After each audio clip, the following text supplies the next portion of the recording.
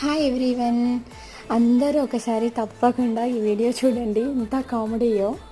Daddy అంటే వాళ్ళ తాతయ్య డ్రెస్సెస్ తీసుకొచ్చారు ఇంకిద్దరికి కలిపి. మా పెద్ద పొట్టిదైతే చిన్న పొట్టి దానికి ఏమీ ఇవ్వనివ్వదు. అయితే అన్నీ పట్టేసుకొని ఇది నాకు తాత, ఇది నాకు, ఓన్లీ మంచలేనివన్నీ చెల్లకని చెప్పేసి ఇచ్చేస్తుంది.